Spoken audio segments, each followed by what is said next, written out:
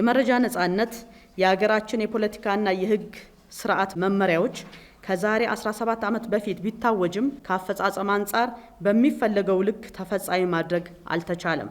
ለመረጃ ነጻነት ተግባራዊነት እንቅፋት የሆኑ ክፍተቶችን በማረም በሂደት እያደገና እየዳበረ ከመጣው የመረጃ ነጻነት መርህ ከዓለም አቀፍና አህጉራዊ የሰብአዊ መብቶች ስምምነቶች እና ከኢፌዴሪ ህገ መንግስት ጋር የሚጣጣም ራሱን የቻለ ተራማጅ የመረጃ ነጻነት አዋጅ ማውጣት በማስፈለጉ በተቋሙ የተዘጋጀው የመረጃ ነጻነት ረቂቅ አዋጅ ሰኔ 18 ቀን 2018 ዓ.ም የመረጃ ነጻነት አዋጅ ቁጥር 1427 2018 በሚል ስያሜ በህዝብ ተወካዮች ምክር ቤት ጸድቋል።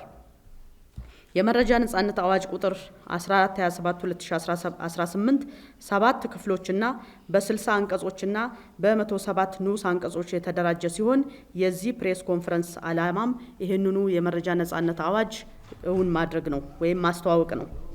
የመገናኛ ብዙሃንና የመረጃ ነጻነት አዋጅ ቁጥር 592 የተለያዩ መሰረታዊ ነጻነቶች ማለትም ሐሳብን የመግለጽ ነጻነትና መረጃ የመጠየቅና የማግኘት ነጻነት ድንጋጌዎች በአንድ ላይ አጣምሮ የያዘ ነበር። ሆኖም የመገናኛ ብዙሃንና የመረጃ ነጻነት የየራሳቸው ባህሪና ዓላማ ያላቸው ሆኖ ሳለ ድንጋጌዎቹ በአንድ አዋጅ ተጣምረው መውጣታቸው በተለይም የመረጃ ነጻነት ድንጋጌዎች የተሟላ የአስተዳደር ስርዓትና አፈጻጸም ግልጽነት እንዳይቀርብ አድርጎታል። ነባሩን የመረጃ ነጻነት ህግ ተግባራዊ ማድረግ ከተጀመረ ከ17 ዓመት በላይ ያስቆጠረ በመሆኑ በእነዚህ ዓመታት ውስጥ ለመረጃ ነጻነት ትግበራ አዎንታዊና አሉታዊ ተጽዕኖ ያላቸው በርካታ ለውጦች ተከስተዋል። ሰብአዊ መብት ጽንሰ ሀሳብ በተለይም በመረጃ ነጻነት ህግና በቴክኖሎጂው ዘርፍ የተመዘገቡ እድገቶች ተጠቃሽ ናቸው። በዚህም ከይዘት ከአፈጻጸምና ከአደረጃጀት ጋር በተያያዘ ለነባሩ የመረጃ ነጻነት አፈጻጸም እንቅፋት የነበሩ ክፍተቶችን ለማረም እና መረጃን ተደራሽ በማድረግ ሂደት ውስጥ ያሉ ልዩ ልዩ ሁኔታዎች ግምት ውስጥ ያስገባ በመንግስት አካልና በግል ድርጅቶች እጅ የሚገኙ መረጃዎች ላይ ተፈጻሚነት ያለው ራሱን የቻለ የመረጃ ነጻነት አዋጅ ማውጣት ቀልጣፋ የመረጃ ተደራሽነት ስርዓት ለመዘርጋትና የግለሰብን የህዝብንና የሀገርን መሰረታዊ ጥቅምና መብት ለማስጠበቅ አስፈላጊ መሆኑ ይታመናል። ሁለተኛው የአዋጁን ተፈጻሚነት ወሰን በተመለከተ ነው።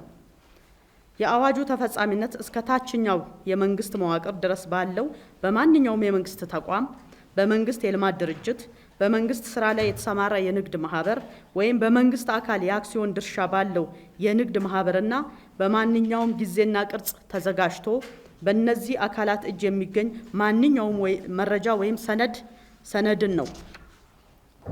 በመሆኑም አዲሱ የመረጃ ነጻነት አዋጅ ተፈጻሚነት በግል ድርጅቶች ላይ እንዲሆን ተደርጓል።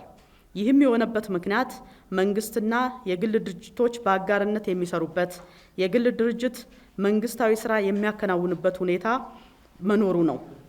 መንግስትና የግል ድርጅት በአጋርነት በሚሰሩበት ወይም የግል ድርጅት መንግስታዊ ስራ በሚያከናውኑበት ወቅት ለግልጽ አሰራርና ተጠያቂነትና ለዲሞክራሲያዊ ስርዓት አስፈላጊ የሆኑ መረጃዎች በግል ድርጅቶች እጅ የሚገኙበት አጋጣሚ ሰፊ ነው። የመረጃ ነጻነት ህግ ዋነኛ ግብ ለዲሞክራሲያዊ ስርዓት አስፈላጊ የሆኑ መረጃዎችን በነጻ እንዲንሸራሸሩ ማድረግ፣ የግልጽነትና የተጠያቂነት እሴቶችን ማረጋገጥ ነው። በመሆኑም የግል ድርጅት ለመንግስት አካል ሲሰራ ወይም መንግስትና የግል ድርጅት በአጋርነት ሲሰሩ መረጃው እንደ መንግስት መረጃ ይወሰዳል። መረጃ እንዲሰጥ የሚገደድ የመንግስት ተቋም ወይም የግል ድርጅት የተጠየቀው መረጃ በሰነድነት የተዘጋጀ ቢሆንም ባይሆንም መረጃ ጠያቂ መረጃው በቃል እንዲሰጠው ከጠየቀ መረጃ የመስጠት ግዴታ ያለበት መሆኑን በአዲሱ አዋጅ ተደንግጓል።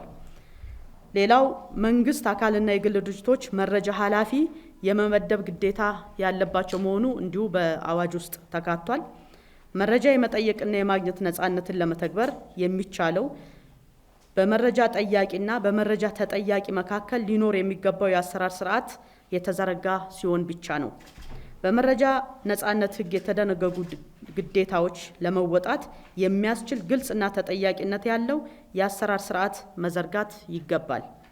በአዲሱ አዋጅ የመረጃ ነጻነት ህግን በየተቋማቱ የማስፈጸም ተቀዳሚ ኃላፊነት ለተቋሙ የበላይ ኃላፊ ተሰጥቷል።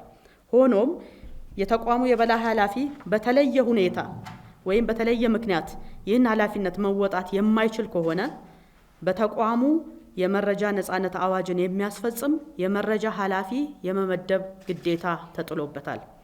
የመረጃ ኃላፊ ለስራው ብቁና ዝግጁ መሆኑንና በአዋጁ የተደነገጉ ግዴታዎችን በአግባቡ መወጣት እንዲችል የተሟላ ስልጣን እንዲኖረውና በቂ ሀብት እንዲመደብለት የማድረግ ግዴታ የበላይ ኃላፊው መሆኑ በግልጽ ተደንግጓል። ሌላው ዘመናዊ የሰነድ ወይም የመረጃ አያያዝ አጠባበቅ ስርዓት የመዘርጋት ግዴታ እንዲሁ በአዲሱ አዋጅ ውስጥ ተካቷል። ይሄም ለመረጃ ነጻነት ሕግ መሰረታዊ ቅድመ ሁኔታ ሰነድ ወይም መረጃን አደራጅቶ መያዝ ነው።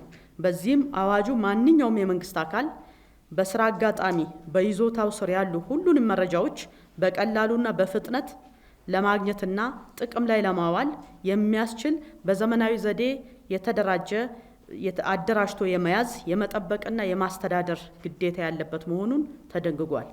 ማንኛውም የመንግስት አካል ፖሊሲውን፣ ውሳኔውን፣ አሰራሩና ሌሎች ተልእኮዎችን ለማስፈጸም የሚያከናውናቸው ዝርዝር ተግባራት በስርዓት መዝግቦ መያዝ የሚያስችል መረጃን በኮምፒውተር ማዘመን እና የአሰራር ስርዓት መዘርጋት እንዳለበት ተደንግጓል።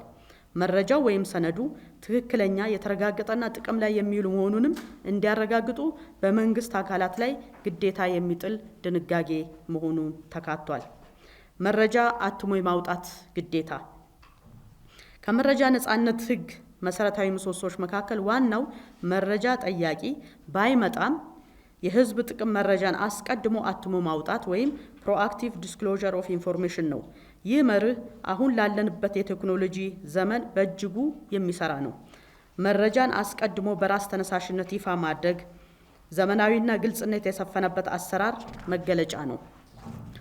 ነባሩ የመረጃ ነጻነት ሕጉ ያልተካተቱ ነገር ግን የአሰራር ግልጽነትና ተጠያቂነትን ለማረጋገጥ የሚያግዙ መሰረታዊ መረጃዎች ወይም ሰነዶች ማለትም በጀትን፣ ገቢና ወጪ፣ ገንዘብ ነክና የኦዲት ሰነድ፣ የድጎማ ተጠቃሚና አተገባበሩን፣ ዝርዝር የግዢ አሰራርና ሂደት፣ ጨረታ ማመልከቻና ውጤት፣ ከማንኛውም አካል ጋር የሚደረግ የውል ስምምነት ቅጂ እና የውል አፈጻጸም ሪፖርት ሰነድ፣ አጠቃላይ የስራ አፈጻጸም ሪፖርትና በምክር ቤትም ሆነ በሌላ አካል የተሰጠ ግብረ መልስ ሰነዶች ታትመው እንዲወጡ አዋጁ ግዴታ ይጥላል።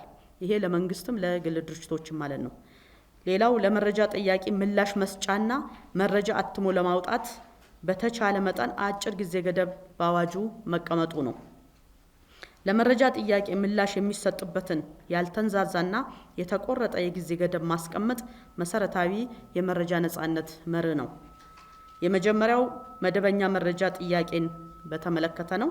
መደበኛ የመረጃ ጥያቄን የተቀበለ የመረጃ ኃላፊ በ21 የስራ ቀናት ውስጥ ምላሽ መስጠት ያለበት ሲሆን በዚሁም በነባሩ አዋጅ 30 ቀን የነበረው ወደ 21 ቀን ዝቅ እንዲል ተደርጓል። የተጠየቀን መረጃ በ21 የስራ ቀናት ውስጥ ለመረጃ ጠያቂ መስጠት የማይቻል ከሆነ የጊዜ ገደቡን ለአንድ ጊዜ ብቻ ለተጨማሪ 14 ተከታታይ ቀናት ላልበለጠ ጊዜ ማራዘም እንደሚቻል፣ በዚሁም በነባሩ አዋጅ 30 ቀን የነበረውን ወደ 14 ተከታታይ ቀናት ዝቅ እንዲል ተደርጓል። ሌላው ሁለተኛው የአስቸኳይ መረጃ ጥያቄን የተመለከተ ነው። አስቸኳይ መረጃ ጥያቄን የተቀበለ የመረጃ ኃላፊ በ48 ሰዓታት ውስጥ ምላሽ መስጠት ያለበት ሲሆን በዚህም 10 ቀን የነበረው ከዚህ በፊት በነበረው በአዋጅ ቁጥር 590 ማለት ነው 10 ቀን የነበረውን ወደ 48 ሰዓታት ዝቅ እንዲል ተደርጓል። መረጃ ጥያቄ ለተወሰነ ጊዜ ማዘግየት እንዲሰጥ የተጠየቀው መረጃ ለሕዝብ ተወካዮች ምክር ቤት ወይም የመንግስት አካል ተጠሪ ለሆነለት ወይም ለሌላ የመንግስት አካል ለማቅረብ የተዘጋጀ ሪፖርት ከሆነ እና ለሚመለከተው አካል እስኪቀርብ ድረስ 21 የስራ ቀናት ቢያልፍም የመረጃ ጥያቄ ለተወሰነ ጊዜ ማዘግየትም ሆነ ወይም ሌላ አካል ማስተላለፍ እንደሚቻል በአዲሱ አዋጅ ተደንግጓል። ሰባተኛ ሌላው ለቅሬታና ለአስተዳደራዊ ይግባኝ ምላሽ መስጫ አጭር ጊዜ ገደብን ማስቀመጥን በተመለከተ ነው። ለመረጃ ጥያቄ የሚሰጥ ምላሽ ወይም ውሳኔ ተገቢነት የሚፈተሽበት ውስጣዊና ውጫዊ የቅሬታ ማስተናገጃ ስርዓት መዘርጋት ሌላኛው የመረጃ ነጻነት መሰረታዊ መርህ ነው። በዚህም በአዲሱ የመረጃ ነጻነት አዋጅ ውስጣዊና ለገለልተኛ አካል ቅሬታና ይግባኝ የሚቀርብበትንና ምላሽ የሚሰጥበትን ስርዓት ተዘርግቷል። በዚህም ቅሬታ የቀረበለት የበላይ ኃላፊ ቅሬታው ለመደበኛ የመረጃ ጥያቄ በተመለከተ ምላሽ ላይ ከሆነ ቅሬታው ከቀረበበት ቀን በ10 የሥራ ቀናት ውስጥ፣ ሌላው ለአስቸኳይ ቅሬታው ለአስቸኳይ ጥያቄ የተሰጠ ምላሽ ከሆነ ቅሬታ በቀረበበት በ48 ሰዓት ውስጥ፣ ቅሬታው የመረጃ ክልከላ ባልሆነና በሌላ በአዋጁ ድንጋጌ አፈጻጸም ላይ ከሆነ ቅሬታ ከቀረበበት በ15 የሥራ ቀናት ውስጥ የመጨረሻው ውሳኔ መስጠት አለበት። እንዲሁም የአስተዳደራዊ ይግባኝ የቀረበለት ዋና እንባ ጠባቂ አስተዳደራዊ ይግባኝ በቀረበበት በ20 የሥራ ቀናት ውስጥ ተገቢ የሆኑ ውሳኔ መስጠት እንዳለበት ተደንግጓል። ለመረጃ ጥያቄ የተሰጠን ምላሽ ውሳኔ ወይም ትዕዛዝ ሕጋዊነት ወይም ተገቢነት የማስረዳት ሸክም የመንግስት አካልና የግል ድርጅት ስለመሆኑ የመረጃ ኃላፊ ወይም የበላይ ኃላፊ የመረጃ ነጻነትን ለመጣስ ወይም መረጃ ጠያቂ ለመጉዳት በማሰብ ሆን ብሎ በተንኮል መረጃ የከለከለ ወይም ሰነድ የደለዘ፣ ያበላሸ፣ የደበቀ ወይም ግዴታውን ያልተወጣ መሆኑን መረጃ ጠያቂ በበቂ ሁኔታ ማስረዳት የማይቻልበት አጋጣሚ ሰፊ ነው። ይህ ደግሞ አመልካች በአዋጁ የተዘረጋውን የቅሬታና የይግባኝ ስርዓት ተከትሎ መብቱን ለማስከበር ፍላጎትና ተነሳሽነት እንዳይኖረው የሚያደርግ ከመሆኑን ባሻገር ለመረጃ ክልከላ ምቹ ሁኔታ ይፈጥራል። የመንግስት አካላት ኃላፊነታቸውን በተጠያቂነት መንፈስ እንዳይወጡ ያደርጋል። በአጠቃላይ የመንግስት አካላትና የግል ድርጅቶች ለመረጃ ነጻነት ሕጉ ተግባራዊነት ተገቢውን ትኩረት እንዳይሰጡ ያደርጋል። በዚህም በመንግስት አካል ወይም በግል ድርጅት የተሰጠን ውሳኔ ወይም የተፈጸመን ድርጊት ሕጋዊነትና ተገቢነት የማስረዳት ግዴታ የመንግስት አካልና የግል ድርጅት መሆኑ በአዲሱ አዋጅ በግልጽ ተመላክቷል። ዝርዝር የወንጀልና የገንዘብ ቅጣት መደንገጉ በሰነድና ከምስጢራዊ መረጃ ጋር በተያያዘ በኢፌዴሪ የወንጀል ሕግ ያልተካተቱና ከመረጃ ነጻነት ሕጉ ልዩ ባህሪ አንጻር ጥፋት የሚባሉ ድርጊቶች በአዋጁ በዝርዝር የተመለከቱ ከመሆኑ በተጨማሪ ጥፋቱ በፍርድ ቤት የተረጋገጠበት የበላይ ኃላፊ፣ የመረጃ ኃላፊ ወይም ሰራተኛ በእስራት ወይም በገንዘብ መቀጮ ወይም በሁለቱም እንደሚቀጣ በአዋጁ በግልጽ ተደንግጓል። ለወንጀል ቅጣት የሚዳርጉ የጥፋት አይነቶች በሶስት ምድቦች የተከፈሉ ሲሆን እነሱም ሆን ብሎ መረጃ ወይም ሰነድ ያጠፋ፣ ያበላሸ፣ የቀየረ፣ የደለዘ፣ የደበቀ፣ ያፋለሰ፣ በተንኮል የከለከለ፣ ሐሰተኛ ሰነድ የሰራ፣ ሙስናን ወይም ሌላ ህገወጥ አሰራርን የሰራ፣ የስራ አፈጻጸም ብቃት ጉድለትን ወይም የግለሰብ ወይም የመንግስት አካል ወይም የድርጅት ቅሌትን ለመሸፈን መረጃን በሚስጥር እንዲያዝ ያደረገ 5 ዓመት በማይበልጥ እስራት ወይም 100,000 ብር የገንዘብ ቅጣት ወይም በሁለቱም ይቀጣል። የመረጃ ጥያቄን ለመቀበል ፈቃደኛ ያልሆነ፣ መረጃ አትሞ የማውጣት ግዴታ ያልተወጣ፣ በቃል የቀረበውን መረጃ ጥያቄ በመረጃ ጠያቂ ቅጽ ላይ ለመሙላት ፈቃደኛ ያልሆነ ወይም ግልባጩን ለመረጃ ጠያቂ ያልሰጠ፣ ለአካል ጉዳተኛ ሊነበብ ሊታይ ወይም ሊደመጥ የሚችል አግባብ መረጃ ወይም ሰነድ ተደራሽ ለማድረግ ምክንያታዊ እርምጃ የመውሰድ ግዴታውን ያልተወጣ ወይም እያወቀ ሐሰተኛ ወይም የተዛባ መረጃ ሰነድ ለተቋሙ የሰጠ 1 ዓመት በማይበልጥ ቀላል እስራት ወይም ከብር 25,000 እስከ 50,000 በሚደርስ የገንዘብ መቀጮ ወይም በሁለቱም ይቀጣል። ሆን ብሎ በዚህ አዋጅ ውስጥ በግልጽ የተደነገገን ሌላ ግዴታ ወይም የመተባበር ግዴታ አለመወጣት ከብር 25,000 እስከ 50,000 ብር የገንዘብ መቀጮ ይቀጣል። ሌላኛው ከተጠያቂነት ነፃ መሆንና ለመገናኛ ብዙሃን ከለላ መሰጠቱ በአዲሱ የመረጃ ነጻነት አዋጅ ከመረጃ ነጻነት ጋር በተያያዘ ለመገናኛ ብዙሃን ሕጋዊ ከለላ የሚሰጡ የሚከተሉት አዳዲስ ድንጋጌዎች እንዲካተቱ ተደርጓል። የመጀመሪያው መረጃን በቅን ልቦና ያሰራጨ የመገናኛ ብዙሃን ባለሙያ ከተጠያቂነት ነፃ ነው።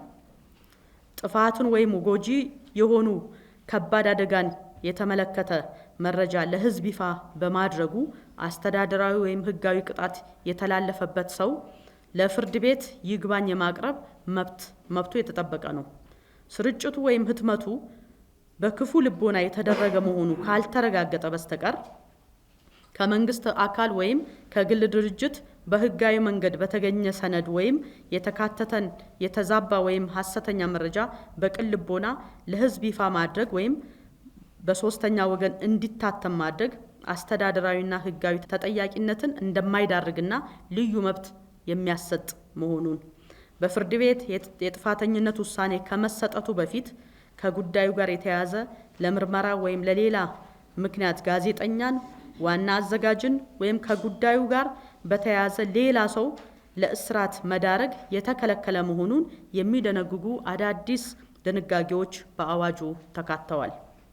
የመረጃ ነጻነት አዋጅን በተሻለ ሁኔታ ለማስፈጸም ግልጽ ኃላፊነት ለኢትዮጵያ ሕዝብ እንባ ጠባቂ ተቋም ስለመሰጠቱ በነባሩ የመረጃ ነጻነት ሕግ የመረጃ ነጻነት ድንጋጌዎችን የማስፈጸምና የመቆጣጠር ኃላፊነት ለኢትዮጵያ ሕዝብ እንባ ጠባቂ ተቋም የተሰጠ ቢሆንም ለተቋሙ የተሰጠው ኃላፊነት የተሟላ አለመሆኑ ለመረጃ ነጻነት ተፈጻሚነት እንቅፋት መሆኑን በተለያዩ ጥናቶች ተመላክቷል። በዚሁ በአዲሱ የመረጃ ነጻነት አዋጅ ለተቋሙ የተሰጠው አዳዲስ ኃላፊነቶች የሚከተሉት ናቸው። በመረጃ ነጻነት ሕግ የዘርፍ እንባ ጠባቂ ሹመትና ሰራተኛ ስምሪት ስርዓት የመረጃ ነጻነት ጽንሰ ሐሳብና ሕግ ማዕቀፍ ከሌሎች የተለየና የራሱ ጽንሰ ሐሳብና ማዕቀፍ አለው። የመረጃ ነጻነት አዋጅን በሀገር አቀፍ ደረጃ ውጤታማ በሆነ መልኩ ለማስፈጸምና ለመቆጣጠር የዘርፉን ልዩ ባህሪና ተጨባጭ ሁኔታ ግምት ውስጥ ያስገባ መዋቅራዊ አደረጃጀትና የሰራተኛ ስምሪት ስርዓት መከተል የግድ ይላል። አደረጃጀቱ በተቋሙ ስር ሆኖ ነገር ግን በምክር ቤቱ የሚሾምና ሹመቱ ቀሪ የሚሆን ነፃና ገለልተኛ የመረጃ ነጻነት ሕግ የዘርፍ እንባ ጠባቂና ሰራተኛ እንደሚኖሩት የሚደነግግ ሲሆን ለምክር ቤቱ ሪፖርት የማቅረብ ኃላፊነትም ጭምር ተሰጥቶታል።